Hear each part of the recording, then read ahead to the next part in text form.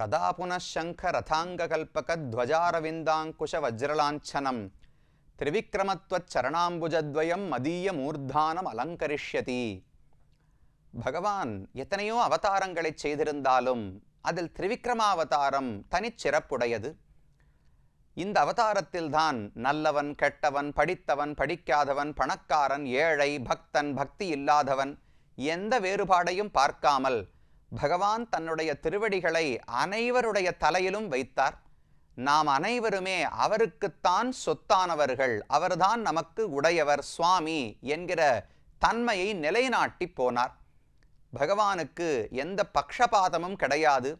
அவர் ஒருவருக்காக மற்றொருவரை விட்டு கொடுப்பது கிடையாது. எல்லா ஜீவாத்மாக்களும் அவருடைய சொத்துதான். இவர்களை ரட்சிக்கும் பொறுப்பும் அவருடையதுதான் என்பதை இந்த அவதாரம் காட்டிக் கொடுக்கிறது. இதே போலத்தான் கிருஷ்ணாவதாரத்திலும் பகவானுக்கு தன்மை உண்டு. ஆய்ப்பாடியில் கோகுலத்தில் எத்தனை பேர் இருந்தார்களோ அத்தனை பேரிடமும் பகவான் பக்ஷபாதம் இல்லாமல் அன்பு காட்டினார். அப்போ ஒரு ஊரையே ஏற்றுக்கொண்ட அவதாரம் கிருஷ்ணாவதாரம். இந்த உலகையே தன்னுடையதாக ஏற்றுக்கொண்ட அவதாரம் திரிவிக்ரமாவதாரம். கண்ணனும் தனக்கு எத்தனை குறைகள் வந்தாலும் அதை பொருட்படுத்தாமல் தன்னுடைய பக்தர்களுக்கு உதவி செய்தார். திரிவிக்ரமன் வாமனனும் பிச்சை எடுக்க வேண்டிய நிலை ஏற்பட்டாலும் பொருட்படுத்தாமல் இந்திரனுக்கு உதவி செய்து கொடுத்தார். இதை போல கண்ணனுக்கும் திரிவிக்ரமனுக்கும் பல ஒற்றுமைகள் உள்ளன.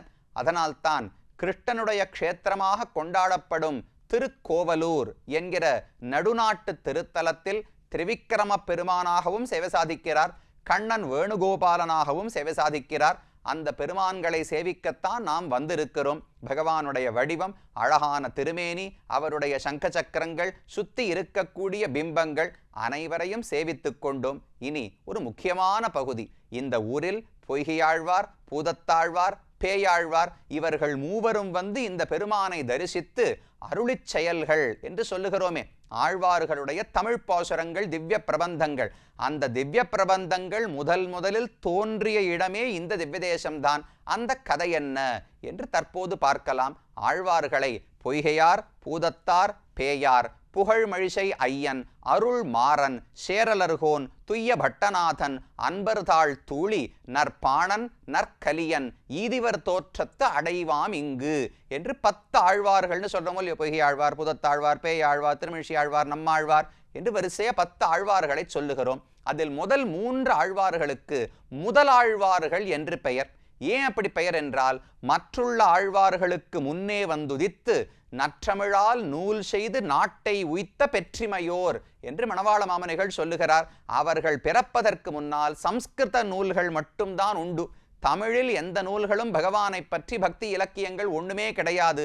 அப்படி சம்ஸ்கிருதம் கோலோச்சி இருந்த காலத்திலே முதலில் பிறந்து தமிழ் பாசுரங்களை பாடின பெருமை, அதன் மூலம் உலகத்தையே உஜ்ஜீவனம் அடைய வைத்த பெருமை இவர்களுக்குத்தானே.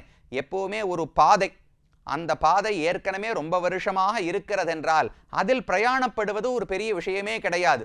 ஆனால் பாதையே இல்லாத ஒரு காட்டுப்பகுதியில் முதலில் தனி ஆளாக ஒருவன் பிரயாணம் செய்து பின்னாடி இத்தனை பேர் தொடர்ந்து வரும்படி செய்தான் என்றால் அவனுடைய காரியம்தானே மெச்சத்தக்கது. பயனியர் அப்படின்னு சொல்றோமோ இல்லையோ. பயனியர்னா யாரு? ஒரு பாதையில் முதலில் பிரயாணிப்பவர். அதை போல மற்ற எல்லா ஆழ்வார்களும் பின்தொடர்ந்து வந்தார்கள். இந்த 3 ஆழ்வார்கள் தானே முதலில் தமிழ் பாசுரங்களை பாடினவர்கள். அதனால முதல் ஆழ்வார்கள் என்று பெயர். அவர்கள் 3 இடத்திலே அவதரித்தார்கள். கச்சி, மல்லை, மாமயிலை என்று 3 இடம். கச்சி காஞ்சிபுரத்தில் பொய்கை ஆழ்வார் ஐப்பசி மாதத்தில் திருவோண நட்சத்திரத்திலே பிறந்தார். அடுத்தது ஐப்பசியில் அவிட்டம், அந்த திருநக்ஷத்திரத்திலே திருக்கடல் மல்லை என்கிற திவ்யதேசம் மகாபலிபுரம்னு சொல்றோமே, அந்த திருக்கடல் மல்லையிலே பூதத்தாழ்வார் அவதரித்தார். அடுத்து பேயாழ்வார் ஐப்பசியில் சதய நட்சத்திரம், அன்றைக்கு திருமயிலை, சென்னையில மயிலாப்பூர் மாமயிலைன்னு சொல்றோமே, அந்த மயிலையிலே இவர் அவதரித்தார். 3 இடத்துல பிறந்தவர்கள். அப்படியே சுற்றி திரிந்து எங்கும் பகவானை தரிசித்து கொண்டு வந்தார்கள். ஒரு சமயத்தில் இந்த திருக்கோவலூர் மிருகண்டு முனிவர் இங்குதானே தவம் செய்தார். அந்த மிருகண்டு முனிவருடைய ஆசிரமத்துக்கு 3 பேரும் வந்து சேர்ந்தார்கள். முதல்ல பொய்கை ஆழ்வார் வருகிறார். ஆசிரமத்தினுடைய இடைகழி, ரேழின்னு சொல்றோமோ இல்லையோ, உள்ளேயும் கிடையாது, உள்ள இருக்கிற வீடும் கிடையாது, வெளியிலையும் கிடையாது. ஊழல் நுழையிற இடத்துக்கு ரேழின்னு பெயர். அந்த இடைகளில் முதல்ல பொய்கை ஆழ்வார் வந்தார், படுத்து கொண்டு விட்டார், இடம் நிறைய இருந்தது. அடுத்து பூதத்தாழ்வார் வந்தார், 2 பேர் படுத்துக்கிறதுக்கு இடம் இல்லை, அமர்ந்து கொண்டார்கள். பேயாழ்வாரும் வந்தார், 3 பேர் நிற்கத்தான் முடியும், உட்கார கூட முடியாது, 3 பேரும் நின்று கொண்டார்கள். 10 நிமிஷம் ஆயிற்று. உடனே யாரோ 4வது ஒருவர் உள்ளே வந்து இடம் நெருக்கடியின் காரணமாக தள்ளுவது போல இவர்களுக்கு தோன்றியது. யாரு 4வது? 3 பேர் தானே இருக்கிறோம், ஆனா 4வது யாரோ ஒருவர் இருப்பது போல தோன்றுகிறதே, யார் என்று தெரியவில்லை. ஒரே இருட்டு, மழை பெய்கிறது. சரி, இருட்டை போக்கணும்னா விளக்கேற்ற வேண்டும், விளக்கேற்றலாம் என்று முதல் 2 ஆழ்வார்களும் முடிவெடுத்து முதல்ல பொய்கை ஆழ்வார் தான் முதல் விளக்கை ஏற்றினார். வையம் தகழியா வார்கடலே நெய்யாக வெய்ய கதிரோன் விளக்காக செய்ய சுடராழியான் அடிக்கே சூட்டினேன் சொல்மாலை இடராழி நீங்குகவே என்று, இடர் என்னென்ன துன்பங்கள் எல்லாம் தடைகள் இருக்குமோ அதெல்லாம் நீங்க வேண்டும் என்பதற்காக நான் விளக்கேற்றினேன். வையம் தகழியா, இந்த உலகத்தையே பூமியையே ஒரு அகலாக ஆக்கி, வார்கடலே நெய்யாக கடலையே நெய்யாக விட்டு, வெய்ய கதிரோன் விளக்காக சூரியனையே அதில் இருக்கிற ஜோதிஷாக வைத்து விளக்கேற்றினேன். இது முதல் விளக்கேற்றினார். அது தொடங்கி முதல் திருவந்தாதி என்று 100 பாசுரங்கள் அவர் பாடினது. அடுத்தது 2வது பூதத்தாழ்வார் வந்தார், நானும் விளக்கேத்துறேன். அன்பே தகழியா ஆர்வமே நெய்யாக இன்புருகு சிந்தை இடுதிரியா நண்புருகின் ஞானச்சுடர் விளக்கேற்றினேன் நாரணர்க்கு ஞானத்தமிழ் புரிந்ததான். நான் ஞானத்துக்கான தமிழ், அறிவோடு கூடிய தமிழ் பாசுரம் பாடுகிறேன். அன்புதான் எனக்கு அகல், ஆர்வம்தான் அதில் இடப்பட்ட நெய். என்னுடைய இன்புருகு சிந்தை, ஆனந்தமா பகவான் நினைத்து நினைத்து உருகுகிறதே, என்னுடைய மனசு தான் அதுல திரி. அப்ப என்னுடைய அன்பையே அகலாக ஆக்கி, அதுல என்னுடைய ஈடுபாட்டையே நெய்யாக குத்தி, மனதையே திரியாக வைத்து நான் ஒரு விளக்கேற்றுகிறேன் என்று 2வது விளக்கேற்றினார். அது தொடங்கி 100 பாசுரம் 2ஆம் திருவந்தாதின்னு அவர் பாடினார். 2 பேர் விளக்கேற்றின உடனே 3வது பேயாழ்வார் இருக்கிறாரே, அவருக்கு வெளிச்சம் வந்தவுடனே பகவான் கண்ணிலே பட்டு விட்டார். இவர் தான் முதல்ல பார்த்தது. யார் அந்த 4வது மனிதர்? யாரு?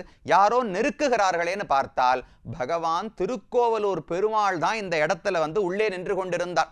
அவருக்கு ஆசை, எங்கேயான ஒரு இடத்துல 2-3 பக்தர்கள் கூடி விட்டார்கள் என்றால் அவர்களோட போய் இடிச்சு தள்ளு முள்ளு அவர்கள் உடம்பு தம் பேர்ல படணும், அந்த பக்தர்களோட இடித்து கொண்டு நிற்க வேண்டும்னு பகவானுக்கு ஆசை.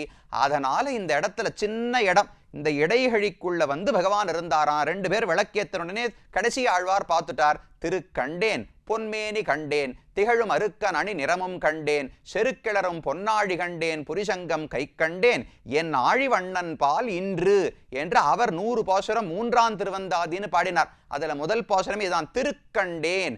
பகவானுடைய 2 விளக்கு ஏத்தின உடனே பெருமான் இடத்துல என்ன அடையாளம் தெரியும்? முதல்ல திருமார்பில் இருக்கிற மகாலட்சுமியை கண்டேன், பொன்மேனி கண்டேன், தங்கம் போல இருக்கக்கூடிய திருமேனியை கண்டேன், திகழும் அருக்கண் அணி நிறமும் கண்டேன், சூரியனை போல பிரகாசிக்கக்கூடிய ஒளியை கண்டேன், செருக்கிளரும் பொன் ஆழி கண்டேன், பெரிய சக்கராயுதத்தை பிடித்திருக்கிறார், புரிசங்கம் கை கண்டேன், வலம்புரி சங்கம் பாஞ்சன்யத்தை இடது கையிலே பிடித்திருக்கிறார், என் ஆழிவண்ணன் பால் இன்று, ஆழிவண்ணன் கருப்பு சமுத்திரத்தை போன்ற வண்ணத்தோடு பகவான் இருக்கிறார், அவனை கண்டுவிட்டேன் என்று பேயாழ்வார் பாசுரம் பாடினார். இது எல்லாம் நடந்தது இந்த திருக்கோவலூர் என்கிற திவ்யதேசத்தில் தான். அப்ப ஆழ்வார்கள் முதலில் பாடிய பெருமான் இந்த ஊர் பெருமான் ஆயன் கோவலூர் திருவிக்கிரம பெருமான் தான். இதன் தொடங்கிவிட்டு அவரவர்கள் வந்த வழியிலே சென்று விட்டார்கள். 3 பேரும் புறப்பட்டு போய்விட்டார்கள். ஆனா பெருமான் மட்டும் அந்த இடத்துல போகவே இல்லை. இன்னைக்கு கர்ப்ப கிரகம் திருக்கோவலூர் பெருமாளை சேவிக்கிறோமே, அன்றைக்கு மிருகண்டு முனிவருடைய ரேழி இடைகழில தானே பகவான் வந்தார். அந்த இடைகழி தான் இன்னைக்கு கர்ப்ப கிரகம். அந்த இடத்தை விட்டு பகவானுக்கு போவதற்கே மனதில்லையாம். ஆழ்வாரே பாடுறார், நீயும் திருமகளும் நின்னாயால் குன்னெடுத்து பாயும் பனிமறுத்த பண்பாளா வாசல் கடைகழியா உள்புகா காமருபூம் கோவல் இடைகழியே பத்தி இனி. இந்த 3 பக்தர்களோடு இந்த இடத்துல சேர்ந்துட்டோமோ இல்லையோ, நமக்கு சில பெரிய மனுஷர்கள், ரொம்ப பெரிய ஒரு ஸ்போர்ட்ஸ் வீரர், யாரோ கிரிக்கெட்டர் இருக்காருன்னு வச்சுங்களேன், அவரை பார்த்துட்டேன், கையை கொடுத்தேன், அவர் என் கையை பிடிச்சி கை குலுக்கிட்டார். உடனே சுவாமி இந்த கையை நான் இனிமே கழுவவே மாட்டேன், இப்படியே இந்த கையை வச்சுட்டு பாருங்க, சாப்பிட்டா கூட இதை அலம்ப மாட்டேன், அவர் தொட்ட கை அப்படின்னு ஒரு ஆனந்தம் வருமோ இல்லையோ. அதை போல பகவானுக்கு பொய்கையாழ்வார் புதத்தாழ்வார் பேயாழ்வார் மேல பட்ட உடம்பு இந்த இடத்துல தானே அவர்களோடு இடித்து கொண்டு நின்றார். அதனால இந்த இடத்தை விட்டு போறதுக்கு மனசே இல்லையா. வாசல் கடை கழியா உள் புகா, யாரான இடைகடியில் நின்றுட்டே இருப்பாளா?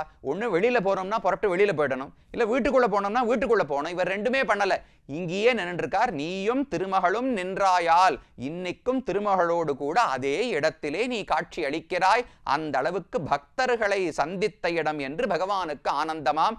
அது இந்த ஊர் திருக்கோவலூர் பெருமான் ஆயனார் இங்கு வந்து சேர்ந்த சரித்திரம். இவர்களுக்கு காட்சி அளித்தார். அப்ப முதலாழ்வார்கள் பாடினதை பார்த்தோம். அடுத்தது அதே போல திருமங்கை ஆழ்வார் தன்னுடைய திருநெடுந்தாண்டகம் என்கிற பிரபந்தம், மொத்தம் 4 ஆழ்வார்கள் மங்களாசாசனம், இவர்களுடையதை பார்த்துட்டோம். அடுத்தது திருமங்கை ஆழ்வாரும் இந்த ஊரை பார்த்து பாடுகிறார். திருநெடுந்தாண்டகத்தில் 2 பாசுரங்கள். அதில் ஒரு பாசுரத்திலே இந்த கோவில் ஒரே ஒரு சன்னதியப்பட்டு அடியேன் சொல்லவில்லை, அந்த சன்னதியை பற்றி பாடுகிறார். பெருமானை சேவித்துவிட்டு சுத்தி பிரதட்சிணமாக வரும்போது அங்கு துர்காதேவிக்கு ஒரு சந்நிதி இருக்கிறது. என்னது, விஷ்ணு கோயிலுக்குள்ள துர்கைக்கு எதற்காக கோவில் இருக்கிறதுன்னு கேட்டால், துர்கை கண்ணனுடைய தங்கை தானே. கண்ணனுடைய யோக மாயா, தன்னுடைய யோக சக்தியை தான் ஏவி விட்டு யசோதை வயிற்றிலே நீ போய் பெண்ணாக பிறந்து விடு, நான் தேவகியினுடைய வயிற்றிலே ஆணாக பிறப்பேன், வசுதேவர் நம் இருவரையும் மாற்றி விடுவார் என்றெல்லாம் கண்ணன் சொன்னாரே, அவள்தான் துர்கை என்கிற கண்ணனுடைய தங்கை. அந்த துர்கைக்கு இந்த இடத்துல ஒரு கோவில் இருக்கிறது. திருமங்கை ஆழ்வாரே பாடுகிறார்.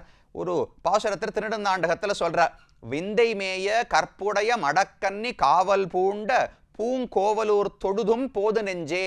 தன்னுடைய மனசை பார்த்து திருமங்கை ஆழ்வார் உபதேசம் பண்ணுகிறார். போது வா, 2 பேரும் போகலாம். பூங்கோவலூர் தொழுதும், நமக்கு என்னமோ தேவையில்லாத எண்ணங்கள் எல்லாம் வரக்கூடாது. பகவான் தான் நமக்கு தலைவன் உறுதி பிறக்க வேண்டும். இப்ப வா, 2 பேருமா திருக்கோவலூருக்கு போய் பகவானை சேவிக்கலாம். அங்கு எப்படி இருக்கார்? விந்தம் மேய, விந்தியமலையில தானே துர்கை இருப்பாள். அங்கிருந்து வந்து கற்புடைய மடக்கன்னி காவல் பூண்ட பூங்கோவலூர், கண்ணனுக்கு தங்கை துர்கை தானே காவலாக ரக்ஷையாக இருக்க வேண்டும். அதனால கண்ணனுடைய சன்னதி தானே இந்த திருக்கோவலூர். அதனால அருகிலேயே துர்கைக்கும் இந்த இடத்துல ஒரு சன்னதி இருக்கிறது, அவளையும் சேவித்துக் கொள்ளலாம். அதே போல மற்றொரு பாசுரத்துல திருமங்கை ஆழ்வார் பாடுகிறார், அலம் புரிந்த நெடுந்தடக்கை அமரர்வேந்தன் அஞ்சிரைப்புள் தனிப்பாகன் அவுணர்க்கென்னும் சலம்புரிந்தங்கருளில்லா தன்மையாளன் தானுகந்த ஊரெல்லாம் தந்தாள் பாடி நிலம் பறந்து வரும் கிழலுளி பெண்ணை ஈர்த்த நெடுவேய்கள் படுமுத்த முந்த உந்தி புலம் பறந்து பொன்விளைக்கும் பொய்கை வேலி பூங்கோவலூர் தொழுதும் போது நெஞ்சே. மறுபடியும் நெஞ்ச சொல்லி நீ வான்னு சொல்றார். இந்த ஊர்ல யார் இருக்கிறார்கள்? அலம் புரிந்த நெடும் தடக்கை, கொடுத்து கொடுத்து பழகின நீண்ட கைகள் பகவானுக்கு உண்டு. அமரர் வேந்தன், தேவர்களுக்கெல்லாம் தலைவன்.